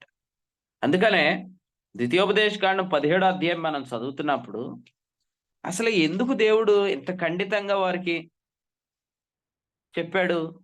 విగ్రహారాధన చేస్తే చంపేయండి అని ఎందుకు వారితో చెప్పాడంటే, విగ్రహారాధన చేసిన వాడిని చంపకపోతే వాడు అందరిని చంపేస్తాడు కాబట్టి. సో అందుకని వాళ్ళకి ఆ ఆజ్ఞ చాలా బలంగా ఇచ్చాడు. విగ్రహారాధన చేసిన వాడిని చంపకపోతే వాడు అందరిని ఎందుకు చంపేస్తాడంటే, ఎప్పుడైతే ఒక వ్యక్తి దేవుణ్ణి యథార్థంగా ఆరాధించట్లేదో అతడు బ్రతికే విధానం ఇతరులను బ్రతికించాడు అందుకు ఉండదు. ఇప్పుడు ఫర్ ఎగ్జాంపుల్ చూడండి, మనం విశ్వాసం వల్ల జీవిస్తున్నాం. అప్పుడు మనలో విశ్వాసంతో కూడిన ప్రేమ కలుగుతుంది. ఎఫెసీ 6:23. విశ్వాసమును బట్టి ప్రేమించుట మనలో కలిగితే మనం జీవిస్తాం, ఇతరులను జీవింపజేస్తాం. కానీ మనలో విశ్వాసం వల్ల జీవించడం లేకపోతే మనం ఇతరులను ఎవరిని బ్రతికించాం, అందరినీ చంపుకుంటూ పోతాం అన్నమాట. అందుకని విగ్రహారాధన చాలా ప్రమాదకరమైంది. ఎందుకు ప్రమాదకరమైందంటే, దేవుని యథార్థంగా ఆరాధించిన వాడు యథార్థమైన ప్రేమ కలిగి ఉండడు. అందుకనే భక్తి యందు ప్రేమ అంటాడు పేతురు 2వ పత్రిక 1:7. భక్తి యందు సహోదర ప్రేమ. మన భక్తి ఎప్పుడైతే బాగుంటుందో మనలో ప్రేమ కూడా ఉంటుంది అన్నమాట. కాబట్టి ప్రియులారా, మన ప్రభు జీవిస్తున్నాడు, మనలను జీవింపజేస్తున్నాడు. యోహాను సువార్త 14:19. మనం కూడా జీవిస్తేనే జీవింపజేస్తాం. నేను మరలా మిమ్మల్ని అడుగుతున్నాను, మీరు జీవిస్తున్నారా లేదా? లేదా మీ శరీరంలో ఉన్న పాపం జీవిస్తుందా? మీరు జీవిస్తున్నారు అంటే కృప నిరర్ధకము కావట్లేదు అని అర్థం. గలతీ 2:21. మీలో శరీరంలో ఉన్న పాపం జీవిస్తుందంటే మీ పాప శరీరం నిరర్ధకం కావట్లేదు అని అర్థం. పాప శరీరం నిరర్ధకం అవ్వాలి, దేవుని కృప నిరర్ధకం కాకూడదు. మీరు జీవించాలి, జీవింప చేయాలి. సో ద్వితీయోపదేశకాండంలో న్యాయాధిపతి గురించి చెప్పాడు, యాజకుల గురించి చెప్పాడు. 14 నుంచి రాసిన భాగంలో రాజు గురించి చెప్పాడు. రాజుగారు గుర్రాలు ఎక్కువ సంపాదించకూడదు అని చెప్పాడు. గుర్రాలు ఎందుకు సంపాదించకూడదు ఎక్కువ? ఎందుకంటే గుర్రములను సంపాదించువాడు ఐగుప్తుకు వెళ్ళాలనే ఆలోచన కలిగి ఉంటాడు. ఐగుప్తుకు వెళ్తే ఏం జరిగిద్ది అంటే ఎక్కడి నుంచి మనం విమోచించబడ్డామో దానికి మరలా మనం దాసులం అయిపోతున్నాం. సో అందుకనే నేను ఇలా చెప్తాను, ఈ రోజుల్లో గుర్రాలు అంటే ఏంటో చెప్తాను. ఓకే, గుర్రములను ప్రేమించుట అంటే ఏంటో చెప్తాను నేనండి. ఈ దినాల్లో మనం మరలా పాపజ్ఞప్తి గల మనస్సాక్షులకు ఎప్పుడు పోతున్నాం? దాస్యమాను కాడి క్రిందకు మరల ఎప్పుడు పోతున్నాం? గలతీ 5:1 ప్రకారం అంటే ఈ కపట సహోదరుల వల్ల పోతాం మనం. గలతీ 2:4 ప్రకారం కపట సహోదరులు ఉన్నారు చూసారా, వాళ్ళ ఉపదేశాల వల్ల పోతాం. అందుకని మీరు గుర్రాలు ఎక్కువ సంపాదించుకోకండి. గుర్రాలు అంటే రకరకాల ఉపదేశాలు వినాలని అనుకోవద్దు. సత్యాన్ని చెప్పే ఉపదేశం ఎంతమంది చెప్పినేనండి, కానీ ఎక్కువ గుర్రాలు సంపాదించుకోకండి. ఈ గుర్రాలు కొన్ని ఐగుప్తుకి తీసుకెళ్ళిపోతాయి. యెషయా గ్రంథంలో 31వ అధ్యాయం మీరు ఒకసారి తెరవండి, మీకు వాక్యం ద్వారా జ్ఞాపకం చేస్తాను. యెషయా గ్రంథం 31వ అధ్యాయం మొదటి వచనం చదువుదాం. యెషయా గ్రంథం 31వ అధ్యాయం మొదటి వచనం. ఇశ్రాయేలు పరిశుద్ధ దేవుని లక్ష్య పెట్టకయు, యెహోవా యొద్ద విచారింపకయు, సహాయము నిమిత్తము ఐగుప్తునకు వెళ్ళుచు గుర్రములను ఆధారం చేసుకుని వారి రథములను విస్తారములనియు రౌతులు బలాఢ్యులనియు వారిని ఆశ్రయించు వారికి శ్రమ. దేన్ని ఆధారం చేసుకొని ఐగుప్తుకు పోతున్నారు? గుర్రములను ఆధారం చేసుకొని. 30వ అధ్యాయం వచ్చిన 16, గుర్రములనెక్కి పారిపోదుమంట్రి అన్నాడు. అందుకనే ఇశ్రాయేల్ రాజులు గుర్రాలు ఎక్కువ పెంచకూడదు. ఎందుకంటే గుర్రాలు బాగా పెరిగితే ఐగుప్తుకి ఐగుప్తుకి వెళ్తే బబులోను పోతారు. మరి అందుకని ఇక్కడ రాశాడు ఏమని, మీరు గుర్రములను ఎక్కి పారిపోదుమంటారు, మీరు పారిపోవలసి వచ్చిన అన్నాడు. వారు పారిపోదామన్నది ఎక్కడికి? ఐగుప్తుకి. పారిపోవలసి వచ్చింది ఎక్కడికి? బబులోను చెరకి. సమస్త ప్రవర్తన ఎప్పుడు పాడైపోద్ది అంటే వ్యర్థ ప్రవర్తన వస్తేనే. కానీ సమస్త ప్రవర్తన అనే బబులోను చెర రాకూడదంటే ఐగుప్తు చెరలోకి మళ్ళీ వెళ్ళొద్దు, వ్యర్థ ప్రవర్తన తెచ్చుకోవద్దు. ఆరాధన పాడైతే మొత్తం అన్ని పాడైపోతాయి. ఇప్పుడు అన్ని వర్షిపింగ్ సెంటర్లే. జాగ్రత్త అండి, ఏ సెంటర్ పోతున్నారో నాకు తెలియదు, కానీ వర్షిపింగ్ సెంటర్లో క్రైస్ట్ సెంటర్ వర్షిప్ ఉండదు. కొన్ని చోట్ల క్రైస్ట్ వర్షిప్ సెంటర్లో కూడా క్రైస్ట్ సెంటర్ కాదు. కొన్ని చోట్ల చూసుకోండి, మీరు ఏ వర్షిప్ సెంటర్కి వెళ్తున్నారో చూసుకోండి. ప్రకటన గ్రంథం 4-5 అధ్యాయాలను ఆరాధన, పరలోకములో ఆరాధన అంటారు. ప్రకటన గ్రంథం 5వ అధ్యాయాన్ని పరలోకములో ఆరాధన అంటారు. పరలోకపు ఆరాధనలో కేంద్రం ఎవరు? సింహాసనమునకును 4 జీవులకును పెద్దలకును మధ్యను వధింపబడినట్లుండిన గొర్రెపిల్ల నిలిచి ఉండుట చూచితిని. ప్రకటన గ్రంథం 5వ అధ్యాయం 6వ వచనం. నేను మిమ్మల్ని ప్రశ్న అడుగుతాను, వర్షిప్ సెంటర్స్ లో సెంటర్ ఆఫ్ అట్రాక్షన్ ఎవరు? ఇప్పుడు మీరు ఆన్సర్ చెప్తే బాగుంటుంది. వర్షిప్ సెంటర్ లో సెంటర్ ఆఫ్ అట్రాక్షన్ ఎవరు? బోధకుడు. ఇంకా క్యారెక్టర్ స్టడీస్ అండి.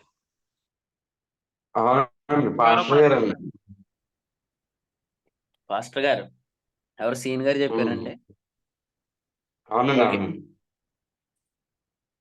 వర్షిప్ సెంటర్ లో సెంటర్ ఆఫ్ అట్రాక్షన్ ఎవరు? చాలా మంది వర్షిప్ అంటే ఏం గుర్తొచ్చింది? వర్షిప్ లీడర్స్, ఇంకా మ్యూజిక్ బ్యాండ్లు అండి. ఎక్కువ మందికి మ్యూజిక్ పిచ్చితో వర్షిప్ సెంటర్కి పోతున్నారు. వర్షిప్ సెంటర్లో కొంతమందికి ఏమో ఇందాక మన బ్రదర్స్ చెప్పినట్టు సెంటర్ ఆఫ్ అట్రాక్షన్ ఎవరంటే పాస్టర్ గారే. సో అందుకనే జాగ్రత్తగా ఉండండి. వర్షిప్ సెంటర్లో ప్రకటన 5:6 సెంటర్ ఎవరంటే క్రీస్తు. క్రీస్తు కేంద్రమై ఉన్న ఆరాధన స్థలికి పోవాలా. ఇశ్రాయేలుకు చెప్పాడు, మీరు నా నామమును నేను ఎక్కడ ఉంచగోరుతున్నాను అక్కడికే పోవండి అని చెప్పాడు. మీకు ఒకటి చెప్తాను, రూబేనీలు, గాదీలు, మనష్య అర్ధగోత్రపు వారు యోర్దానికి యువతల స్వాస్థ్యం పొందారు.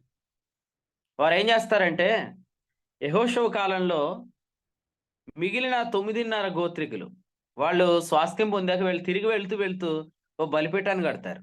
అప్పుడు వీళ్ళు వాళ్ళ మీద యుద్ధానికి వెళ్తారు. యుద్ధానికి ఎందుకు వెళ్తారంటే మీరు ఇక్కడే బలిపీఠం ఉంటే మళ్ళీ అక్కడికి ఎందుకు అని. యెరోబాము ఏం చేశాడు తెలుసుగా చరిత్రలో? యెరోబాము ఏం చేస్తాడంటే బలిపీఠం కడతాడు. బలిపీఠం ఎందుకు కడతాడు? ఆరాధనకి వెళ్ళాలంటే యెరూషలేముకి వెళ్ళాలి వాళ్ళు. యెరూషలేముకి వెళ్ళినప్పుడు యోధా రాజు మీద గాని వీళ్ళు మనసు పోయి యోధా రాజ్యానికి గాని వీళ్ళు ఇంట్రెస్ట్ చూపిస్తారని చెప్పి వాళ్ళు యెరూషలేముకి వెళ్ళకుండా ఇక్కడ ఇశ్రాయేల్ రాజు బలిపీఠం కడతాడు. అందుకనే మీరు చరిత్ర అంతా చదివితే యెరోబాము చేసిన పాపము అనే పదం ఎక్కువ కనపడుతుంది. ఇశ్రాయేల్ రాజులు పాపం ఎప్పుడు చేసినా యెరోబాము చేసిన పాపం. యోధా రాజులు ఎప్పుడు ఆరాధన చేసినా దావీదు చేసిన ఆరాధన గుర్తు చేస్తాడు. దావీదు యథార్థంగా ఆరాధించాడు. అలా యథార్థంగా ఆరాధించిన అనుభవాలు ఉన్నాయా లేదా? యెరోబాము బలిపీఠం కట్టాడు, విగ్రహారాధనకు ప్రోత్సహించాడు. ఇశ్రాయేల్ రాజులు అలా చేశారు లేదా? వాళ్ళ వృత్తాంతాలు మీరు చదివితే అర్థమైంది. కాబట్టి ఈరోజు కూడా దుష్టుడు మనం వెళ్ళాల్సిన సహవాసానికి వెళ్లకుండా ఆపుతున్నాడు. కొంతమంది కొన్ని మందిరాలకు ఎందుకు పోవట్లేదంటే అక్కడ ఆ మందిరానికి ఇంకా సమాధుల తోట లేదు కాబట్టి పోవట్లే. సమాధుల తోట ఉంటే పోతారు కొంతమంది. సమాధుల తోట, పార్కింగ్ జోను, ఓకే, తర్వాత మంచి మ్యూజిక్ సిస్టమ్ ఇవన్నీ చూసుకుంటే మీరు దెబ్బ అయిపోతారు. కానీ ప్రేమతో చెప్తున్నాను, మీరు ఎక్కడికి వెళ్తున్నారు అనేది చాలా ప్రాముఖ్యమైనది. ఆరాధనలో ప్రాముఖ్యమైనది ఏంటంటే మత్తయి సువార్త 2:2 చదవండి. తూర్పు దేశపు జ్ఞానులు అజ్ఞానులు కాదు. పవిత్రులకు అన్ని పవిత్రంలే, అపవిత్రులకు అన్ని అపవిత్రంలే అని జ్ఞానులు కూడా కొంతమందికి అజ్ఞానులకు కనపడుతున్నారు. జ్ఞానులు అడిగిన ప్రశ్న ఏంటంటే యూదుల రాజుగా పుట్టినవాడు ఎక్కడున్నాడు? Where is Jesus, where is music, where is Jesus, where is పాస్టరా? యేసు ప్రభు ఎక్కడున్నాడు? సో యేసు ప్రభు లేని చోటును మీరు కూడా ఉండొద్దని ప్రేమతో చెప్తున్నాను. ఎందుకంటే కొన్నిసార్లు యేసు ప్రభు ఎక్కడ ఉంటాడంటే బయట ఉంటాడు. మీరు లోపల ఉంటే దెబ్బ అయిపోతారు. ప్రకటన గ్రంథం 3:20లో ప్రభు బయట ఉన్నాడు, జనాలు లోపల ఉన్నారు. అందుకనే క్రీస్తు కేంద్రమై ఉన్న ఆరాధనా స్థలంలో మనం ఖచ్చితంగా ఐగుప్తు వైపు తిరగమన్నమాట. కాబట్టి గుర్రాలు ఎక్కువ ఎవరు కొనుక్కుంటారు చెప్పండి? గుర్రములు ఎక్కువ ఎవరు కొనుక్కుంటారు? కొనుక్కోవాలని డబ్బులు ఉండాలి కదండి, పైసలు ఉండాలి. అందుకని ఏమంటాడు? వెండి బంగారములు విస్తారంగా సంపాదించవద్దు అని కూడా రాశాడు. ఇప్పుడు మనం చదివిన వాక్య భాగంలో ఉంది, చదవండి. యెషయా గ్రంథం చదువుదాం. ఓకే, అలాగే ఇందాక మనం ద్వితీయోపదేశకాండం చదివాం కాబట్టి యెషయా గ్రంథం 2వ అధ్యాయం వచనం 7 చదువుతారా? యెషయా గ్రంథం 2వ అధ్యాయం వచనం 7. వారి దేశము వెండి బంగారములతో నిండి ఉన్నది, వారి ఆస్తి సంపాద్యమునకు మితి లేదు. వారి దేశము గుర్రములతో నిండి ఉన్నది, వారి రథములకు మితి లేదు. చూసారా? వెండి బంగారాలు ఎక్కువైపోతే గుర్రాలు ఎక్కువైపోతాయి. గుర్రాలు ఎక్కువైపోతే నెక్స్ట్ రెఫరెన్స్ ఏముందండి? చదవండి నెక్స్ట్ రెఫరెన్స్. వారి దేశము విగ్రహములతో నిండి ఉన్నది, అంతే మరి. వారు తమ చేతి పనికి తాము వ్రేళ్లతో చేసిన చూడండి, ఫస్ట్ది వెండి బంగారాలు విస్తారం అయిపోతాయి, తర్వాత గుర్రాలు పెరిగిపోతాయి. గుర్రాలు పెరిగితే విగ్రహాలు పెరిగిపోతాయి. నేను ఆ ప్రశ్న అడిగిన, విగ్రహాలు పెరిగితే ఏం పెరిగిద్ది? ఆరాధన పద్ధతి పాడైపోతే అక్రమం పెరిగిపోద్ది, అన్ని విషయాలు తప్పిపోతారు అన్నమాట. ముఖ్యంగా ఇశ్రాయేలీయుల చరిత్ర మనం చదివితే 1వ అధ్యాయము వచనం 15, మీ చేతులు రక్తంతో నిండాయి. ఫస్ట్ మీ దేశం వెండి బంగారాలతో నిండింది, 2 గుర్రాలతో నిండింది, తర్వాత విగ్రహాలతో నిండింది, తర్వాత మీ చేతులు రక్తంతో నిండాయి అన్నాడు. ఎందుకంటే విగ్రహారాధన ఎప్పుడైతే స్టార్ట్ అయిందో నరహత్య స్టార్ట్ అయిపోద్ది. విగ్రహారాధనకు మూలం గుర్రాలు పెరిగిపోవటం. ఎందుకంటే గుర్రాలు పెరిగిపోయిన వాళ్ళందరికీ మనసు ఎక్కడుంది? నిత్య విమోచన ఐగుప్తు నుంచి కలిగింది, కానీ ఐగుప్తు నుంచి బయటకు వచ్చామన్న కాన్షియస్ లేదు చాలా మందికి. సో అందుకనే డబ్బులు బాగా సంపాదించి పాస్టర్లనే కొనేస్తున్నారు కొంతమంది, ఫెలోషిప్లే కొనేస్తున్నారు కొంతమంది. ఏంటంటే ఫీల్ అవ్వకండి ఎవరు. కొంతమందికి డబ్బులు ఎట్లా వినియోగిస్తున్నారంటే, మనం కొంచెం రిచ్ కాబట్టి మనం ఈ రిచెస్ట్ ప్లేస్కి వెళ్దామని అనుకుంటున్నారు. చాలా తప్పు. చాలా తప్పు ఆలోచనలోకి వెళ్ళిపోతున్నారు మీరు. మన ఇంట్లో ఏసీ ఉంది, మన చర్చిలో ఏసీ లేదు. వెళ్తారా? వెళ్ళండి. ఎందుకంటే అక్కడ యేసు ప్రభు కేంద్రమై ఉన్నాడు. మన ఇంట్లో చక్కని పరిస్థితులు ఉన్నాయి, మనం వెళ్ళే మందిరం బాగోదు. రాత్రి నేను హాస్పిటల్కి వెళ్తే అది మిడ్ నైట్ టైంలో హాస్పిటల్ రన్ అయ్యిద్ది అనమాట. హాస్పిటల్ ఏమీ అసలు ఏం కనపట్లేదు, అంతా మొత్తం పాడుపడిపోయిన ఒక ఇల్లు. ఆ ఇంట్లో డాక్టర్ గారు చూస్తున్నారు. ఆ డాక్టర్ గారు చాలా బాగా చూస్తారని అందరూ ఆయన దగ్గరికి వెళ్తున్నారు. ఇల్లు మొత్తం అంతా చాలా పాతకాలం ఇల్లు లాగా ఉందన్నమాట. కానీ ప్రజలు చాలా మంది ఆయన దగ్గరికి వస్తున్నారు, ఎందుకంటే ఆయన వైద్యం చాలా బాగుంది కాబట్టి. ఈ రోజు కూడా ఆలోచించేయండి, మందిరాలకి చాలా మంది ఎందుకు వెళ్తున్నారంటే మందిరాలు బాగున్నాయి, సీలింగ్ ఉంది, టైల్స్ ఉన్నాయి, ఏసీలు ఉన్నాయి, చక్కగా కూర్చోడా. కొంతమంది మందిరానికి ఎందుకు వెళ్ళట్లేదంటే మెట్లు ఎక్కలేకపోతున్నారంట. నేను ఇట్లా అంటాను, హాస్పిటల్కి వెళ్తే లిఫ్ట్ సౌకర్యం అందరికి ఇస్తారా? ఎవరు. మెట్లు పైన ఉన్నాడు డాక్టర్ గారు, ఇంటికి వచ్చేస్తారా? రారు. పరమ వైద్యుడు అని ప్రభు గురించి పాటలు పాడతారు కదా, వారానికి వెళ్ళేది ఒకసారి, పైకి ఎక్కలేము కాబట్టి అని ఆగిపోతున్నారు కొంతమంది ఏమో కూర్చోడానికి కుర్చీలు లేవంట, కింద కూర్చోలేమని మానేస్తున్నారు కొంతమంది. సో ఫస్ట్ పాయింట్ ఏంటంటే, మీరు అందరూ జ్ఞానులైతే మీకు ఇట్లా చెప్తున్నాను, యేసుక్రీస్తు ఎక్కడ ఉంటే ఆ సహవాసానికి మీరు వెళ్ళండి. రేపు పొద్దున మందిరాలు కూడా చక్కగా కట్టబడతాయి. ఎందుకంటే ప్రభు ఏమన్నాడు? ఆత్మలో వర్ధిల్లిన ప్రకారము అన్ని విషయాలలో వర్ధిల్లి 3వ పత్రిక 2వ వచనం యోహాను పత్రిక. కాబట్టి ఈ రోజు మనం కూడుకునే స్థలాలు బాగోలేదు, కానీ రానున్న దినాల్లో మందిరాలు చాలా బాగుంటాయి. మందిరం ఈలో కట్టగానే ప్రభు ఏమంటాడు? సరేలేక నీ పని అయిపోయింది, వెళ్ళిపోమన్నాడు సేవకుడిని. మరొక చోట సేవ చేయమన్నాడు. ఇంత పెద్ద మందిరం కట్టుకొని, టైల్స్ వేసుకొని, సీలింగ్ పెట్టుకొని, ఏసీ పెట్టి అన్ని చేసిన తర్వాత, బ్రదర్ నువ్వు ఇక్కడి నుంచి మూవ్ అవ్వాలంటే మరి సేవకుడు ఏం చేయాలి? మూవ్ అవ్వాలంతే. అది మనకు 2 రోజుల క్రితమే ప్రభు చెప్పాడు ఆల్రెడీ. కాబట్టి ప్రాముఖ్యమైనది ఏంటో దాని మీద మీరు అందరూ మనసు పెడుతున్నారని నేను నమ్మి స్తుతిస్తున్నాను. కొంతమంది ఇంకా ఎవరైనా వాక్యం వింటున్నవారు, మీరు ఎక్కడ ఆరాధనకి వెళ్తున్నారు, ఎక్కడ సహవాసం చేస్తున్నారు? ప్రాముఖ్యమైనది ఎవరంటే యేసుక్రీస్తే. ఆయన అమూల్యమైన వాడు. ఆయనకు అన్నిటిలో ప్రాముఖ్యత కలుగు నిమిత్తం. కొలస్సీ 1:18 దేవుడు ఆయన ఎక్కడ ఉంచాడంటే కేంద్రంలో ఉంచాడు. సో వర్షిపింగ్ సెంటర్స్ లో క్రైస్ట్ అనే ఆయన సెంటర్లో లేడు అనమాట చాలా చోట్ల. సో అది మనం చూసుకోవాలి. బైబిల్లో గుర్రములను ప్రేమించేవాడు అని అర్థం ఇచ్చి వ్యక్తి పేరు చెప్పండి. ఫిలిప్ అండి. ఫిలిప్ అంటే అర్థమైందంటే గ్రీకులో ఫిలియో అంటే ప్రేమ, హిప్పో అంటే గుర్రం, ఫిలిప్ అంటే గుర్రములను ప్రేమించేవాడు, లవర్ ఆఫ్ హార్సెస్ అన్నమాట. సో ఒకరోజు ఫిలిప్పు జీవితంలో దేవుడు ఒక అద్భుతం చేశాడు. అదేంటంటే ఫిలిప్పుని ఎవరు కనుగొన్నారు?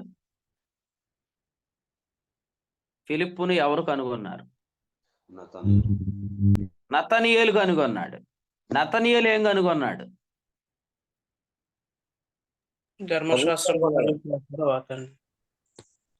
నతనీయేలు ఏం కనుక్కున్నాడు? ప్రభువును కనుక్కున్నాడు. Right answer. నతనీయేలు ప్రభువును కనుగొన్నాడు, నతనీయేలు ఫిలిప్పును కనుగొన్నాడు. సో ఫిలిప్ ఇప్పుడు ఏమయ్యాడంటే లవర్ ఆఫ్ హార్సెస్ అని ఆయన లవర్ ఆఫ్ క్రైస్ట్ అయ్యాడు అనమాట. సో అందుకనే నతనీయేలు యోహాను 1:45 ఇలా అంటాడు, ధర్మశాస్త్రంలో మోషేయు ప్రవక్తలు ఎవరిని గూర్చి వ్రాసారో ఆయనను కనుగొంటివి. ప్రభువుకి స్తోత్రం. ఈరోజు గ్రంథములో ప్రభువును కనుగొనే నతనీయేలు కావాలి. నతనీయేలు ఫిలిప్పులను ఏం చేస్తారంటే ఈ గుర్రములను ప్రేమించే వారిని ప్రభువును ప్రేమించేవారుగా మారుస్తారనమాట.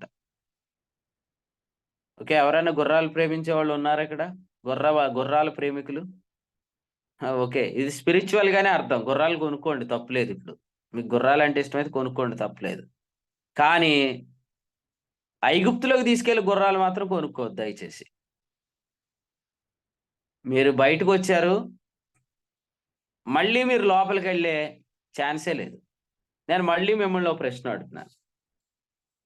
పస్కా పశువు అనేది ధర్మశాస్త్రాన్ని బట్టి విధించబడిన బల,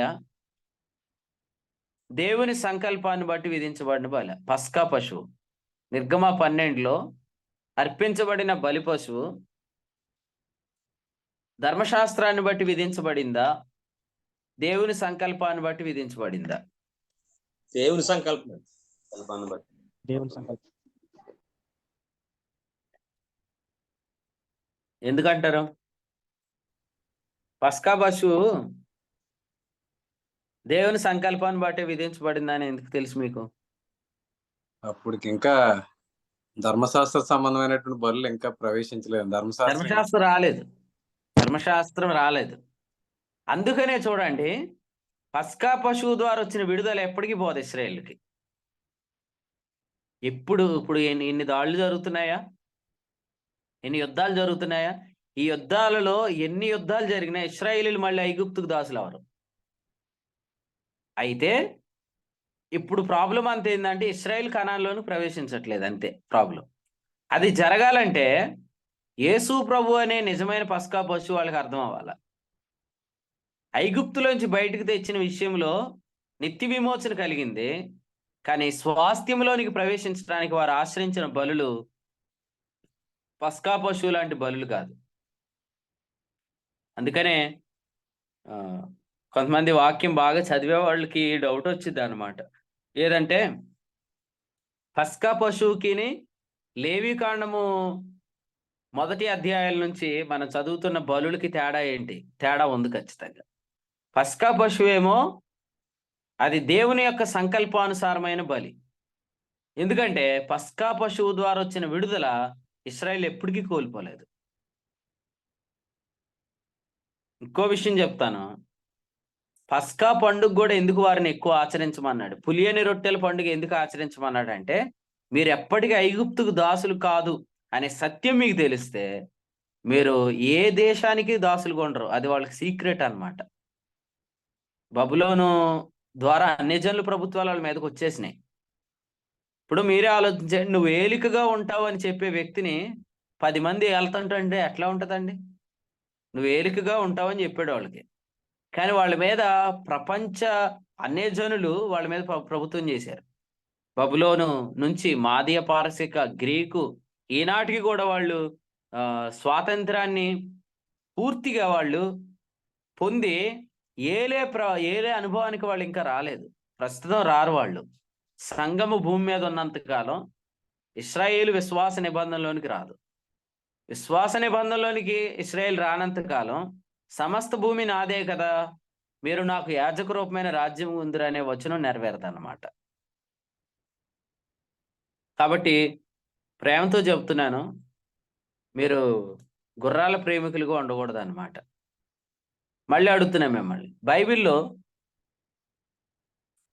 ఏ పత్రికలో పౌలు గారు వివరంగా ధర్మశాస్త్ర మూలమైన నానీతిని గాక విశ్వాసాన్ని బట్టి దేవుడు అనుగ్రహించి నీతి గలవాడిని అగ్గుపడి నిమిత్తం అని చెప్పాడు? ఫిలిప్పీ పత్రిక అంటే కూడా అర్థం అదే. ఫిలిప్పీలకు రాసిన పత్రిక 3వ అధ్యాయంలో 9వ వచనంలో పౌలు గారు చాలా వివరంగా చెప్పాడు, ధర్మశాస్త్ర మూలమైన నా నీతిని గాక విశ్వాస మూలమైన నీతిని బట్టి అన్నాడు. కాబట్టి ప్రియులారా, మీరు స్టడీ చేయండి, చాలా అద్భుతమైన పాఠం. మన జీవితాల్లో నతనీయేలు అనుభవాలు కావాలా. నతనీయేలు అంటే అర్థం ఏంటంటే, నాతాన్ అంటే హెబ్రీలో బహుమానము, ఏల్ అంటే ఎలోహిం దేవుడు, అంటే దేవుని బహుమానం. మనకు దేవుడు ఇచ్చిన బహుమానం ఏంటి? జస్టిఫికేషన్ బై ఫెయిత్, విశ్వాసంను బట్టి నీతిమంతులు అవుతారు. సో విశ్వాసాన్ని బట్టి నీతిమంతులు మనం ఎంచుకుంటే మనం ఎవరో గుర్రాల ప్రేమికులుగా ఉండవు. అంటే పాత ఆరాధనా పద్ధతి ప్రేమికులుగా ఉండవు అన్నమాట. ఆరాధన అంటే మ్యూజిక్ కాదు, ఆరాధన అంటే కేకలు కాదు, ఆరాధన అంటే జీవించుట.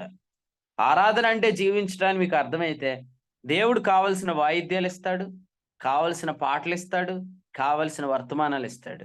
సో ఫస్ట్ మనం ఆరాధన అంటే ఏంటో అర్థం చేసుకుందాం. కాబట్టి పాత నిబంధన ప్రేమికులందరికీ కూడా వర్తమానం ఏం చెప్తుందంటే, మీరు పాత నిబంధన ప్రేమికులుగా ఉంటే మీకు క్రొత్త నిబంధన క్రీస్తు ప్రభు కనపడ్డా అనమాట.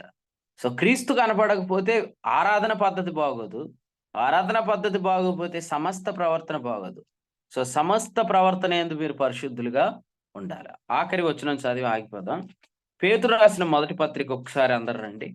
పేతురు రాసిన మొదటి పత్రిక మొదటి అధ్యాయం వచనం 17 ఇప్పుడు చదువుదాం. ఓకే, వాస్తవంగా పేతురు పత్రికలోంచే చాలా అద్భుతమైన వచనాలు ఇవి. జస్ట్ మనం జ్ఞాపకం చేసుకుంటున్నాం. పేతురు రాసిన మొదటి పత్రిక మొదటి అధ్యాయం వచనం 17. పక్షపాతము లేకుండా క్రియలను బట్టి ప్రతి వారిని తీర్పు తీర్చువాడు తండ్రి అని మీరు ఆయనకు ప్రార్థన చేయుచున్నారు గనుక మీరు పరదేశులై ఉన్నంత కాలము భయముతో గడుపుడి. రైట్.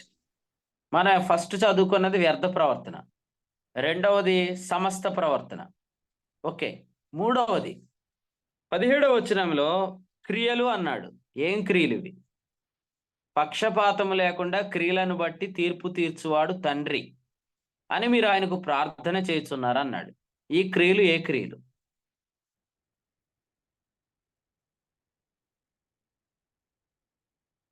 ఇంతకీ తీర్పు ఎప్పుడు జరిగింది? క్రీస్తు న్యాయపేట ఎదుట క్రియలు ఏ క్రియలు? సత్క్రియలండి. సత్క్రియలు. ఎస్. చూడండి, ఎప్పుడైతే మీరు పరిశుద్ధంగా ఉంటారో అప్పుడు ప్రభు మిమ్మల్ని వాడుకుంటాడు. ప్రభు మిమ్మల్ని ఎప్పుడైతే వాడుకుంటున్నాడో మనం ఎంత వాడబడతామో దాన్ని బట్టి క్రీస్తు న్యాయపీఠం ఎదుట మనం ప్రతిఫలం పొందుతాం. కాబట్టి పరిశుద్ధంగా ఉండొద్దని ఎవరు చెప్తారండి? పరిశుద్ధంగా ఉంటేనే ప్రభు వాడుకుంటాడు. పరిశుద్ధుల నీతి క్రియలు, పరిశుద్ధంగా ఉంటే అర్హత, ప్రభు వాడుకుంటాడు. పరిశుద్ధంగా ఎవరు ఉండగలరు? యథార్థమైన ఆరాధన చేసిన వాళ్ళే ఉండగలరు. అది మనం చెప్తున్న వర్తమానం. యథార్థమైన ఆరాధన లేకుండా పరిశుద్ధంగా జీవించడం సాధ్యం కాదు. పరిశుద్ధంగా జీవించడం లేకపోతే ప్రభు వాడుకోలేడు. ఎందుకంటే యజమానుడు వాడుకొనుటకు అర్హమైన పాత్ర ఇది. ఇలా చెప్పాడు. పరిశుద్ధులందరూ అర్హులు అనలేదు. వాడుకొనుటకు అర్హత ఏంటంటే ఎవడైనాను వీటిలో చేరక, తిమోతి 2:2-21, తన్ను తాను పవిత్రపరచుకొని ఎడల అన్నాడు. అంటే వ్యక్తిగతమైన పవిత్రత. తను తాను ఎలా పవిత్రపరచుకోగలడు? దేవుని శక్తి చేత కాపాడబడితేనే. దేవుని శక్తి చేత ఎలా కాపాడబడగలడు? యథార్థంగా దేవుని ఆరాధిస్తేనే. యథార్థంగా దేవుని ఎప్పుడు ఆరాధించగలడు? నిత్య విమోచన నమ్మితేనే. నిత్య విమోచనకు మూలం ఎవరు? అమూల్యమైన ప్రభు. అమూల్యమైన ప్రభు ఎప్పుడు కనబడతాడు? క్రీస్తునందు మొదటి నిబంధన కొట్టివేయబడింది అని తేటపరచబడితేనే. నేను అడగనా, తేటపరచబడేది ఎన్నిసార్లు? క్రీస్తునందు మొదటి నిబంధన కొట్టివేయబడిందని మీకు ఎన్నిసార్లు తేటపరచబడింది? ఒకసారే. అది ఏ రోజు? అది నిజంగా మన లైఫ్ లో టర్నింగ్ పాయింట్ అన్నమాట. ద డే ఆఫ్ సాల్వేషన్ గొప్పదే, నేను కాదంటలే. రక్షించబడిన రోజు గొప్పదే, బాప్తిసం పొందిన రోజు గొప్పదే. అన్నిటికంటే గొప్పది ఏంటంటే సత్యం గ్రహింపైన రోజే. ఆ రోజు మీ జీవితంలో ఏదో అది మీకు టర్నింగ్ పాయింట్ అన్నమాట. ఆ టర్నింగ్ పాయింట్లు కొంతమందికి సమాధి పెట్లు పెట్టే జరుగుతాయి. అయితే మీరు ప్రభును స్తుతించాలంతే. అయితే సమాధి పెట్టులో పెట్టాక ఎందుకు జరుగుతాయి అంటే వాళ్ళకి అవకాశాలు వస్తాయి, కానీ వాళ్ళు ఏంటంటే ఇలాగే జరిగిద్ది. ఇప్పుడు దావీదుని చూసి ఏమనుకున్నాడు సౌలు? నువ్వు బాలుడవు, నీకు బలం చాలదు అన్నాడు. గొలియాతు కూడా అదే అన్నాడు. ఈ రోజు కూడా పైకి అందరూ ఏమంటారంటే అతని ఎత్తున రూపాన్ని లక్ష్య పెట్టొద్దు అంటారు. కానీ ఈ అబ్బాయి తల చూస్తే ఇంకా మెరవలేదు, ఈ అబ్బాయి చూస్తే చిన్నగా ఉన్నాడు, ఏం చెప్పేది అట్లా కరెక్ట్ అయ్యిద్ది అనుకుంటారు. అలాగే చాలా మంది మోసపోతున్నారు ఇప్పుడు. ఫోన్లే ఈయన దగ్గర సత్యం దొంగిలించేద్దాం, ఎలాగ చిన్నగా ఉన్నాడు కాబట్టి ఈయన వదిలేసి ఎవరినో ఫాలో అవుదాం అని కూడా తప్పులేదు కదా. అసలు సత్యం పట్టుకెళ్ళట్లేదు. మనం ఏమంటున్నాం అంటే మా ఆయనకాయలు తిరగండి అంటే, ఇక్కడ ఉన్న సత్యం పట్టుకుపోండి. మీరు ఎవరినైనా ఫాలో అవ్వండి. ఎవరినైనా అంటే కొంచెం హైట్గా మీ దృష్టికి ఇంపుగా కనబడే వ్యక్తి, సత్యం ఎవరు చెప్పినా ఫాలో అవ్వండి, తప్పులేదు. కానీ మీరు సత్యం వదిలేస్తున్నారు. పొట్టి కుందేలుకి ఏ న్యాయమో ఒంటికి కూడా అదే న్యాయం. పొట్టు కుందేలు తినకూడదు, ఒంటి కూడా తినకూడదు. ఎందుకంటే ఒంటే డెక్కలు కలిగి నెమరు వేయట్లేదు, లేదా డెక్కలు లేవు నెమరేస్తుంది. పొట్టు కుందేలు కూడా అంతే. అంటే కుందేలు ఏమో చూడడానికి చిన్నగా ఉంటుంది, ఒంటేమో పెద్దగా ఉంటుంది. కాబట్టి ఎత్తులో పొట్టితనంలో ఏమీ తేడా లేదు. ఇశ్రాయేలు మొదటి రోజు ఎవరు? ఎత్తైన వాడు. ఇశ్రాయేల్ రెండో రోజు ఎవరు? బాలుడు. సౌలు బాగా హైట్ పర్సనాలిటీ ఉంది కాబట్టి దేవుడు కోరుకున్నవాడు ఏలియాబే అనుకున్నాడు సమూయేలు. ప్రభు అన్నాడు అతని ఎత్తున రూపాన్ని లక్ష్య పెట్టుకో. సౌలు సెలక్షన్ లో ఎత్తైన వాడిని దేవుడు చూసుకున్నాడు, నెక్స్ట్ సెలక్షన్ లో దేవుడు చిన్నవాడిని చూసుకున్నాడు. కాబట్టి ఒంటికే న్యాయము, కుందేలకు కూడా అదే న్యాయం. తెలుసుకోండి, వాక్యం చాలా ప్రాముఖ్యమైంది. మన ఆరాధన బాగుంది, దేవునికి స్తోత్రం. సమస్త ప్రవర్తన బాగుంటది, ప్రభుకి స్తోత్రం. అప్పుడు మనల్ని ప్రభు వాడుకుంటాడు. సో ఎవరైతే తమను తాము ప్రత్యేకపరుచుకుంటున్నారో వారు యజమానుడు పరిశుద్ధమైన పాత్రగా ఉంటున్నారు. వారు యజమానుడు వాడుకుంటే అర్హమైన పాత్ర. పరిశుద్ధంగా జీవించకపోతే దేవుడు ఎలా వాడుకుంటాడండి? ఎందుకంటే ఈ అవయవాలు తీసుకొనే కదా ఆయన వాడుకునేది. ఈ అవయవాలు తీసుకెళ్ళి నువ్వు వేషికి అప్పగిస్తే దేవుడు ఎట్లా వాడుకుంటాడు? రోమాపత్రికలో 6వ అధ్యాయంలో క్లియర్ గా 13వ వచనంలో చెప్పాడు, మీ అవయవములను దుర్నీతికి సాధనములుగా అప్పగించకండి, నీతికి సాధనాలుగా అప్పగించండి. కాబట్టి అవయవాలు బాగుండాలంటే పరిశుద్ధంగా ఉండాలా. పరిశుద్ధంగా ఉండాలంటే దేవుని శక్తి మాత్రమే మనల్ని కాపాడగలదు. దైవశక్తి ఎప్పుడు అనిపిస్తాం? దైవారాధన బాగుంటే. సో యథార్థమైన ఆరాధన, యథార్థమైన భక్తి, దైవశక్తి మనం కాపాడబడుతున్నాం. దేవుడు వాడుకుంటున్నాడు. దేవుడు వాడుకుంటేనే క్రీస్తు న్యాయపీఠం ఎదుట వాడుకోవటం అంటే ప్రసంగాలు చెప్పటం కాదు. వాడుకోవటం అంటే పత్రికలు పంచడమే కాదు. వాడుకోవటం అంటే వాక్శక్తిని ఇవ్వటం దేవుడు నీకు. నువ్వు ఉన్న చోటున దేవుడు నిన్ను విశ్వాసం వల్ల జీవింపజేస్తున్నప్పుడు నువ్వే ఒక పత్రిక, నీవే ఒక ప్రకటన, నీవే ఒక ఆకర్షణ. నీ ద్వారానే అనేకులు ప్రభు దగ్గరికి వస్తారు. కాబట్టి ఇక్కడ చాలా మందిని ప్రభు వాడుకుంటున్నాడు. అందరినీ వాడుకొనును గాక. అదే దేవుని భయం. దేవుడు నన్ను పరిశుద్ధత లేకుండా వాడుకోడు అనే భయం నాకు ఉంది. పరిశుద్ధత ఎలాగొస్తుంది? నేను బాగా పెర్ఫెక్ట్గా ఉంటే రాదు. పరిశుద్ధత ఎఫర్ట్ కాదు, పరిశుద్ధత ఫలం. రోమా 6:22. సో పరిశుద్ధత ఎలా వస్తుంది? దైవశక్తి చేత కాపాడబడితే. దైవశక్తి చేత ఎప్పుడు కాపాడబడతాం? యథార్థమైన ఆరాధన చేసి. యథార్థమైన ఆరాధన ప్రభు ఉన్న సహవాసంలోనే దొరికిద్ది. సో మన వరకు వ్యక్తిగత భద్రత ఏంటంటే మనం మంచి సహవాసానికి వెళ్తున్నామో లేదా అది చెక్ చేసుకోండి. అటువంటి జాగ్రత్త, అటువంటి దేవుని భయం మీ అందరిలో దేవుడు కలిగించును గాక. ప్రభు తలంపులు మనందరి వెనుకడిలో దీవించును గాక. ఆమేన్. ఆమేన్. ద్వితీయోపదేశకాండం 17వ అధ్యాయం ద్వారా దేవుడు మనతో యథార్థమైన ఆరాధన గురించి మనతో మాట్లాడారు. మనకు కలిగినటువంటి విమోచన అమూల్యమైనటువంటి రక్తం ద్వారా, నిష్కలమైనటువంటి గొర్రెపిల్ల రక్తం ద్వారా మనం విమోచించబడిన వారు. మనం విశ్వాసి పాపం నుంచి విడుదల పొందాడు. పాప జ్ఞప్తి కలిగినటువంటి మనస్సాక్షి నుంచి కూడా విడుదల పొందాడు. ఎవరైతే మొదటి నిబంధన ప్రభు ద్వారా కొట్టివేయబడింది అని ఎవరైతే నమ్ముతారో వారు మాత్రమే గ్రంథంలో ఉన్నటువంటి ప్రభువుని చూడగలరని, అమూల్యమైనటువంటి ప్రభువుని చూడటమే యథార్థమైనటువంటి ఆరాధన అన్న విషయాన్ని ప్రభు ఈ ఉదయకాలం మంది మనతో మాట్లాడారు. కాబట్టి ఇంకా అనేక విషయాలు ఈ యొక్క సందేశం ద్వారా ప్రభు మనతో మాట్లాడారు.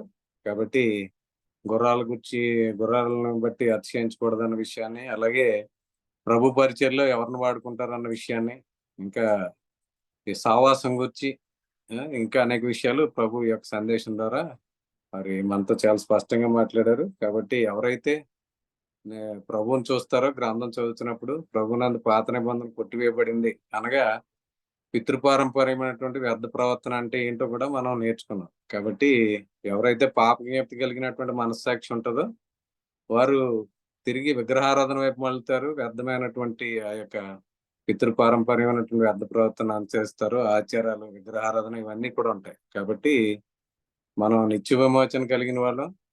మనం ఇంకెప్పుడు కూడా మనం పాపానికి దాసులం కాదు. ఎందుకంటే పాపం నుంచి విడుదల పొందాం. పాప జ్ఞప్తి కలిగించే మనస్సాక్షి నుంచి కూడా మనకు విడుదల కలిగింది. కాబట్టి ధర్మశాస్త్రం మొదటి నిబంధన నుంచి కూడా మనం విడుదల పొందుకున్నాం. కాబట్టి ఇంకా దాన్ని మనం ఆచరించవలసినటువంటి ఆ యొక్క బలులను మనం ఆచరించవలసినటువంటి అవసరం లేదు. కాబట్టి ఎప్పుడైతే మనం విశ్వాస మూలంగా జీవిస్తామో ఆ యొక్క మొదటి నిబంధన కూడా మనం స్థిరపరచగలం. కాబట్టి చాలా విలువైనటువంటి వర్తమానాన్ని దేవుని సేవకుల ద్వారా ఈ ఉదయకాలం మందు ప్రభు మనకు అనుగ్రహించారు. అందుని బట్టి దేవునికి కృతజ్ఞతాస్తులు చెల్లిస్తూ మమ్మల్ని అందరినీ కూడా విశ్వాసంలో బలపరిచే వర్తమానం అందించిన దేవుని సేవకులకు కూడి పక్షంగా మా అందరి పక్షంగా ప్రభునాలో వందనాలు తెలియజేస్తున్నాం. అలాగే ఈ కూడికలో ప్రార్థన చేసిన వారికి, కీర్తనలు పాడిన వారికి, వాక్యం చదివి సహకరించిన వారికి, వాక్య సాయార్థమే ప్రార్థించిన ప్రియులకు ప్రభునాలో వందనాలు తెలియజేస్తున్నాను. అలాగే ఇప్పటి వరకు ఆసక్తిగా వర్తమానమైన ప్రియులకు కూడా ప్రభునాలో వందనాలు తెలియజేస్తున్నాను. ముగింపు ప్రార్థనతో ఈ యొక్క కూడికను ముగింపు చేసుకుందాం. ప్రియులు తణుకులో ఉన్నటువంటి ప్రియులు చింతల నరేష్ గారు ముగింపు ప్రార్థన చేస్తారు. కూడికను ముగింపు చేసుకుందాం. ప్రియులు చింతల నరేష్ గారు ముగింపు ప్రార్థన చేస్తారు. కూడికను ముగింపు చేసుకుందాం. నరేష్ గారు వందాలండి.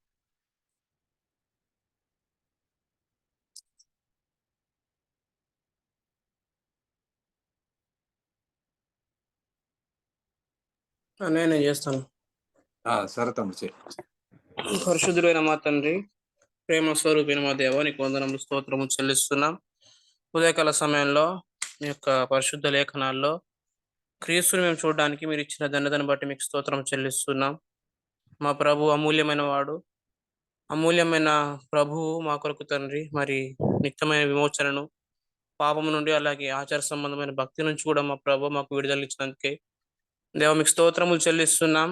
మా తండ్రి, నిత్యమైన విమోచన ఎప్పుడైతే నమ్మి ముందు కొనసాగుతామో అప్పుడు మాకు పాప జ్ఞప్తి గల మనస్సాక్షి అనేది ఉండకుండా, తద్వారా మేము పితృపార సంబంధమైన వ్యర్థ ప్రవర్తన అనుసరించకుండా మా ప్రభువా విగ్రహ సంబంధమైన ఆరాధన, ఆ వ్యర్థమైన ఆరాధన జోలికి వెళ్ళకుండా మా తండ్రి, మరి అప్పుడు మా యొక్క సమస్త ప్రవర్తన కూడా తండ్రి మరి బాగుంటుందని అయ్యా మరి మీరు మాకు నేర్పిస్తున్నారు. మా ప్రవర్తన బాగున్నప్పుడు, మా పరిశుద్ధత ఫలం ఫలించినప్పుడు తండ్రి మీరు మీ యొక్క పనిలో, మీ పరిచయలో మరి మీరు వాడుకుంటారని ఈ యొక్క ఉదయకాల సందేశం ద్వారా మీరు మాతో మాట్లాడినారు. మీకు స్తోత్రం చెల్లిస్తున్నాం.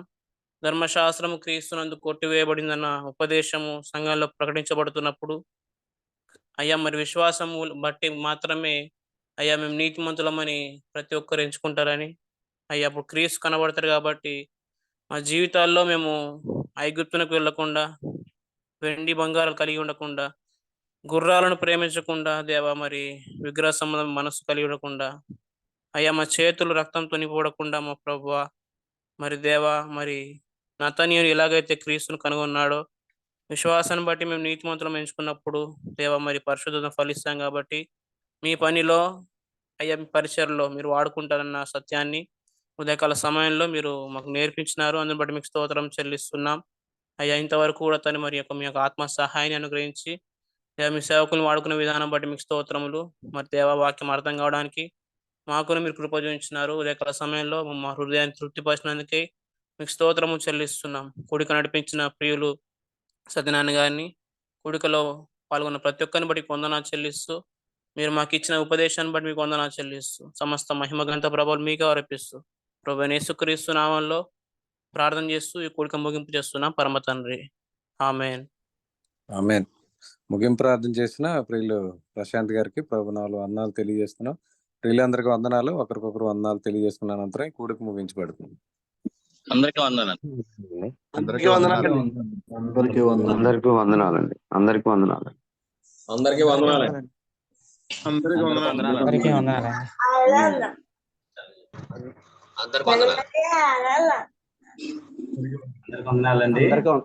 అందరికీ వందనాలండి. నేను సేవకులు కూడా హృదయపూర్వక వందనాలు.